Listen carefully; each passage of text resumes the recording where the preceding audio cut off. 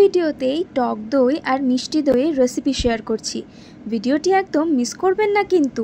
টক দই বানানোর জন্য কোনো ঝামেলাই নেই। কড়াইয়ে গরুর দুধ গরম করতে বসাবেন। দুধ গরম হয়ে গেলে একটি পাত্রে সেই দুধটা তুলে রাখতে হবে টক দই বানানোর জন্য। আর মিষ্টি দই বানানোর জন্য সেই গরুর দুধের সঙ্গে একটু পাউডার দুধ মিশিয়ে দেবেন, তাহলে মিষ্টি দইটা বেশ ঘন হবে। আর সেই সঙ্গে স্বাদ মতন চিনি দিয়ে সব কিছুকে ভালো করে মিশিয়ে নিতে হবে।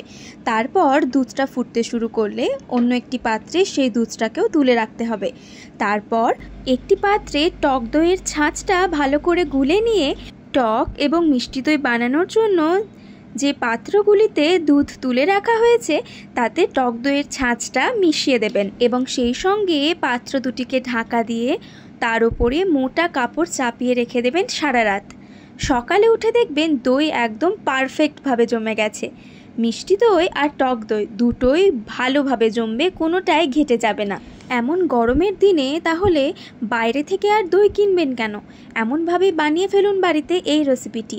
আর একদমই সহজ, একবার বানিয়েই দেখুন না, দারুণ লাগবে খেতে।